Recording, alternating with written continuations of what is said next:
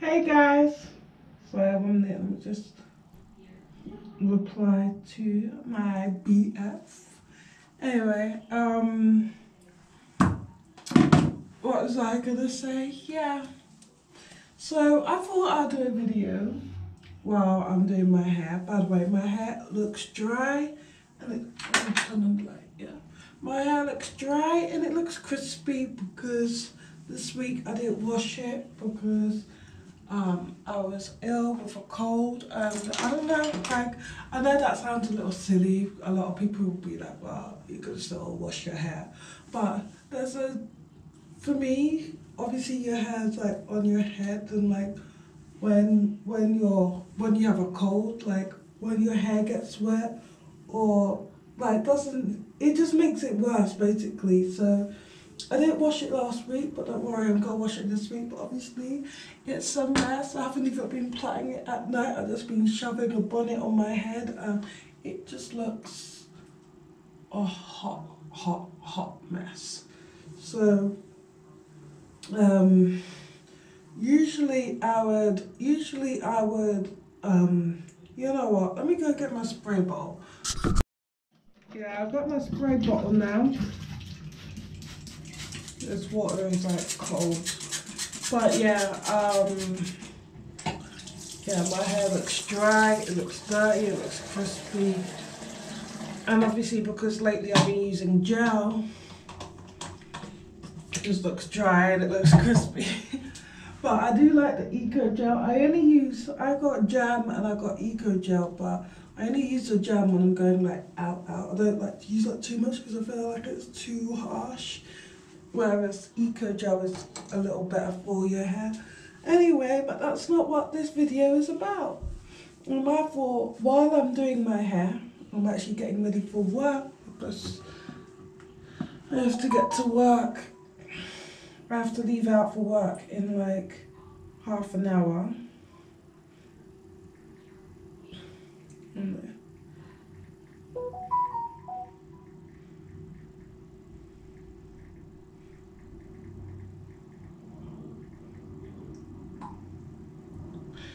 Anyway, so yeah, I thought I might give my review on the new Orphan movie, Orphan First Kill. I know what you're thinking. You're thinking this isn't a mist bottle, and so why am I using it? I'm only using it because my actual mist bottle broke, and so at the moment I've only got this bottle. So anyway, I'm just gonna detangle my hair, which I am sure it's shedding like crazy. Anyway, so the movie starts off, obviously there's in Russia, and Esther, well, one we call Esther, yeah, she, it's basically about what happened before the original Orphan movie. Obviously, remember, like, they're saying how she killed her whole family and then burnt the house down and blah, blah, blah. So it's just showing, like, her side of the story of what actually happened. And what actually happened is, like, a lot different to what we saw in the original movie. So anyway, it starts off, she's in a mental institution. And I forgot the name of the mental institution. I actually forgot what that name is. So yeah, she's actually watching a movie on a phone, and she's watching a Shirley Temple movie. And if you know anything about Shirley Temple movies, they're kind of weird. Like, it's always like she's the only little girl in the movie, and like there's always all these like grown men. Like, there's so much things on Shirley Temple. Like, she was literally like, I think it's sad to say, but Pizzagate probably started with Shirley Temple. Like, I'm really sad to say that, but I do feel like Shirley Temple was abused. But anyway, so remember Esther, she's a grown woman of 30, but she looks like a child. Like, she's short and she's petite and she looks like a child. But the thing is, they got they got the same person to play Esther. I'm not too sure if this person actually has the set. Maybe she does have the condition in real life. I don't know, or is she just extremely short and young in the face? I don't know. But obviously, you can see that the woman playing it, she has aged quite a lot. Like the person playing it, you could see that she looks older. So that was the first thing that I thought, this don't make no sense. Like in the original movie, like, yeah, you can see she looks young, you can see, okay, she looks like a kid, yeah, like, but in this movie, her actual face doesn't look that young, in my opinion. Like, in my opinion, she don't look that young in the face, like, so anyway, this guy, one of the workers who's clearly a pedophile, because I know what you're thinking, yeah, but she's 30. She looks like a child. So yeah, he's a pedophile. So anyway, he gives her this box, and it's basically like a dress, and like she's like swinging around, you know, looking all happy about it. Anyway, and then she's like, oh, I want to do something for you. I want to do something nice for you. And him with his perverted self, you know, falls right into that chat. So obviously, like, she's like all touching on him, and then she gets a chair to stand up on so that she can, you know, be at his level, which, you know, that made me feel kind of uncomfortable, because, you know, obviously, like, that's like showing us, the audience, that she is of the height and like of a child. But anyway, so he's like enjoying this attention and then I literally laughed out loud when she grabbed his hair and like smashed his skull against the wall. I thought, there you go, served you right, pervert. So anyway, so she takes his key card and she escapes very easily, I might say, like very easily. Also, there's this other worker that it was supposed to be her first day, but then she saw all this shit going down. She's like, this job is not for me. But poor her, she gets, Esther kills her in the end, and well, she kills her in her own home, and she goes on her laptop and looks for missing children. Did you hear that snap? Anyway, because obviously she needs an escape plan, so, and she knows that she looks like a child. So obviously that's also how she got, obviously she knows that that guy was a pervert who was like into children, because she knows she looks like a child. She's not silly. She knows that's why he was interested in her, and that's how she was able to get the key card from him and kill him. Good riddance, well done. Anyway, she comes across this little girl who looks slightly like her. Slightly like her, I'm not gonna lie, you know, like I do see the resemblance. Anyway, and this little girl's name is Esther. So she then decides, you know what I'm gonna do, it's late at night, I'm gonna go and sit at the swings and start swinging around on the swings, and hopefully someone will be concerned that there's a little kid in the park at night time on their own. So obviously this police officer pulls up and he's like, hey kids, you know, like, you know, where's your parents? She's like, oh, they're in America or whatever, and I was like, basically she gave this sort of story of she was like abducted and brought to Russia. So anyway, we go now to America and we see the parents at their son's fencing game, and then the dad's like sort of depressed because he's still like missing Esther or whatever. I need to keep an eye on the time. Like his actual daughter Esther, not the fraudster Esther. So anyway, but then the mum's like, oh, get over it, she's gone, whatever. And I thought, oh, it's a bit cold, but anyway, then, just then, the police comes to the game and like, oh yeah, we found your kid. So they found Esther, and well, what they think is Esther, and Esther is like failing miserably at this role. She's like, oh hello mommy, and like she's just like very, I don't know, everyone can straight away see that something doesn't quite seem right. Like the therapist, everyone can basically see something ain't right. She goes over to her old therapist's bird after the therapist is asking too many questions that's making fraudster Esther feel a little uncomfortable. She goes over to the bird and calls the bird Sydney, when really Sydney actually died and that's a new bird. So, and the therapist is like, look, feels like a performance. You sure that's Esther, basically, like implying that is not your kid. So anyway, what else? Yeah, so this police officer who first brought her to America, the one who actually found her in the park, he's like taking pictures, he's like trying to, like nosy in and sniff about. I'm like, yeah, you're gonna die, dude. The brother is totally just like nonchalant, can't give two craps about his little sister. Like as soon as his there's an evening where she's getting close to her dad. The dad realizes she's good at painting, and that's sort of like her and the dad's sort of thing.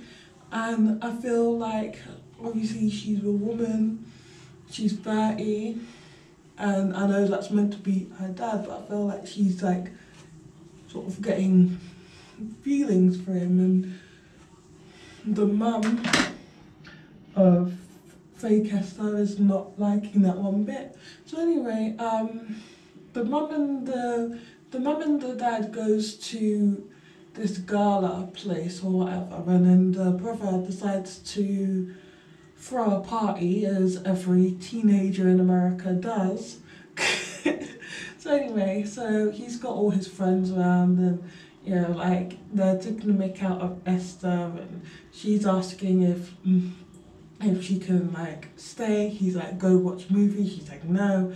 Anyway, this police officer decides to come over, and he decides to pretend he needs to go to a toilet. He steals a vinyl from Esther's room. Esther spots him. She goes into the room to see what he took, saw her vinyl and knows straight away he's looking for fingerprints. So Esther, being Esther, decides to put on her coat, her little dolly shoes, and go and see, like, get back what this guy took and kill him while she's at it. So he's looking at the fingerprints of Esther compared to the fake Esther, and they are not a match. And he's like, oh, if you're not Esther, then who are you? And then she stabs him, and then he's like reaching out and like basically begging her to stop.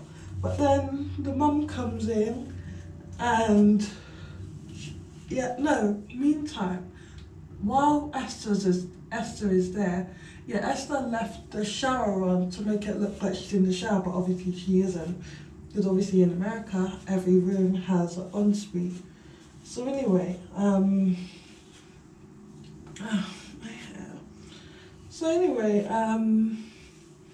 she looks at this diary. Esther keeps that little diary that Esther has always walked around with, and it's basically got like clippings of newspaper articles of the case, and like some old pictures or whatever, and like a picture of her like drinking alcohol, because remember, she is 30.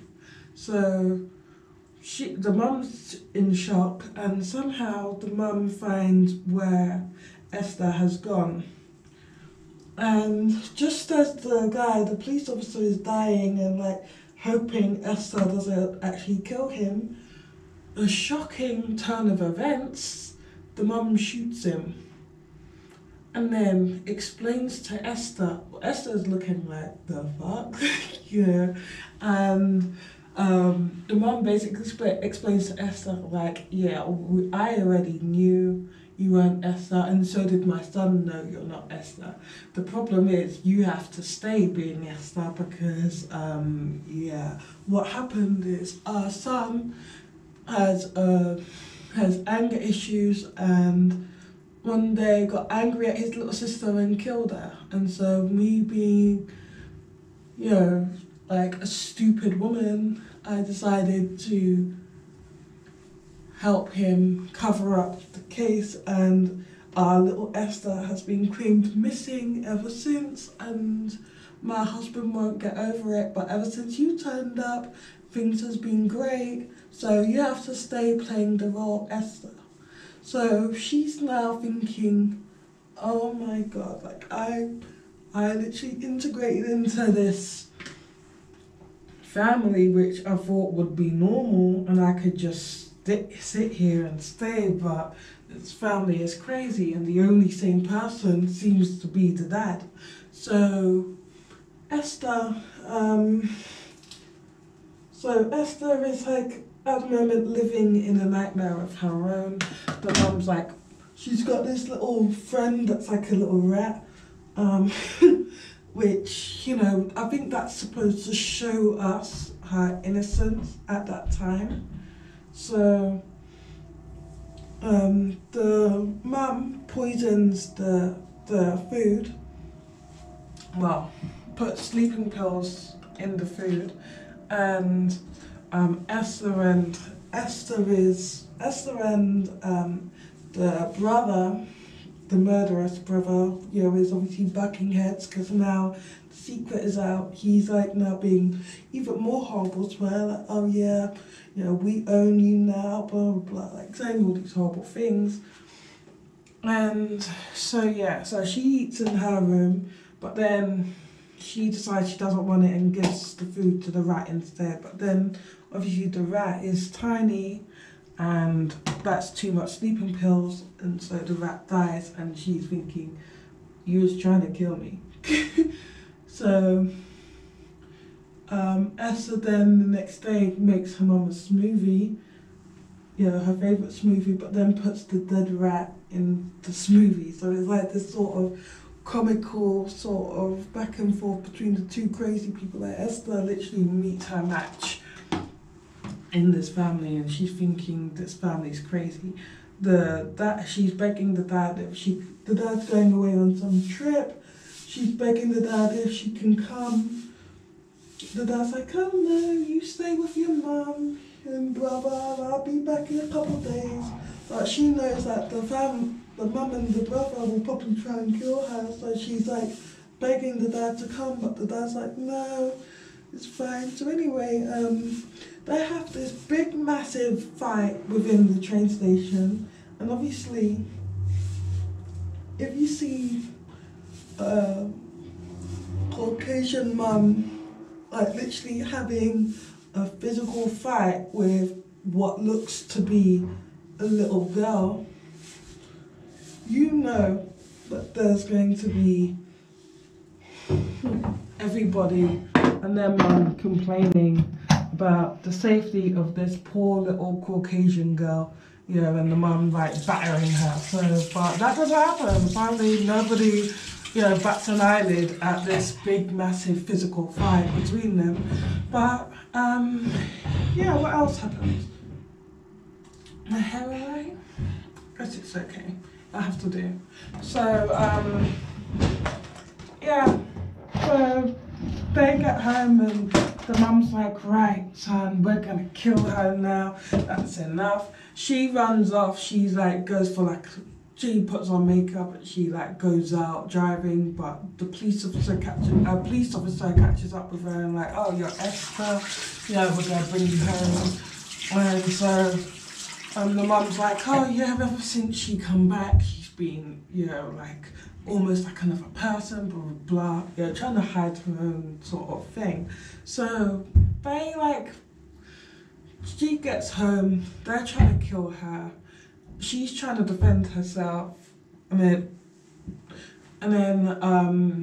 in the end, what happens, yeah, there's a pot that's on, which I don't know, like nobody actually explains why this pot was on, because the mum weren't cooking anything, but anyway, and it starts a fire, there's a huge fire, Esther manages to defend herself and kill the brother because the brother's trying to kill her. There's like after they like threw her down the stairs and they thought she was dead, but clearly she wasn't. And then the dad's like, oh, I'm coming home because the police called him to say, oh, you know, like Esther was, you know, joyriding. So he's like, oh, I'm not going to this meeting after all, I'm coming home. And so he comes home to find his house in flames, his son is dead inside, his daughter, what he thinks is his daughter, and then his wife fighting on the roof. And then, like they're literally clinging on for dear life, and he saves the little girl because obviously he's thinking, okay, that's my daughter, and they're both sort of fighting, and he's thinking mum's lost it and he's going to save his little girl. But anyway, as he brings her up, Esther wears these fake teeth, and so her teeth falls out and all you see is this yellow sort of stained teeth, and he's thinking, oh my god, what are you? Are you a monster? What are you? And like he takes the wrong step and he falls, and that's basically how the movie ends. Like we just saw what happened. Remember in the movie where like that black lady, the nun, came and said, oh, she was with another family and she set the whole house on fire and killed them all. It's basically her side of the events. I personally, my friend was saying, like, I wasn't gonna watch it because it's basically the movie that nobody asked for, basically. Like, nobody asked for it. And I kind of feel like it was a bit unnecessary. Like, number one, I feel like they should have got a new actress because everybody complaining, like, believing, that this grown-looking woman, well, grown in the face anyway, is meant to be like a 10-year-old girl is beyond me because her face does not say 10. Like even the Esther in the beginning, like the first one, I'd say she looked about 15, like 14, 15. I wouldn't even say she looked 8, 9, like, that's my opinion. But yeah, so I personally would probably give this movie like a 4 out of 10. I didn't think it was that great. I felt like it jumped from one extreme to another, and it was just very much a little unrealistic, to be honest. Like it was a bit, it's like, you know when you watch a horror movie and you're thinking, oh my god, like imagine if this happens in real life. Like you're not this isn't a movie that you're thinking, oh my god, you know, like imagine if this happens in real life. Like the first Orphan, like the Orphan that came out in like 2000, whenever, forgot when that, 2007, 2008, I don't know. But that movie, I can say, oh my god, imagine if that happens in real life. But this movie, not so much, because she escapes so easily from this insane asylum. Nobody goes out to search for this missing crazy person, and yeah, like it's just a bit, the police believe her automatically when she says, oh, I was kidnapped and brought to Moscow, but I'm actually American. Like, they would do some background check. They won't just straight away bring her, oh, you look like the girl in the picture, so yeah, here's your kid. It's a bit unrealistic, but that's my take on it anyway. That's basically what I think about it. Yeah. Thank you so much for watching. Like, comment and subscribe to all the nice things. Turn on your notifications, share, and yeah, I need to work on my shedding because obviously I keep shedding, and it's because I haven't been plaiting my hair this week, so we need this to be quarter this next time. Anyway, thank you for watching. See you later. Bye.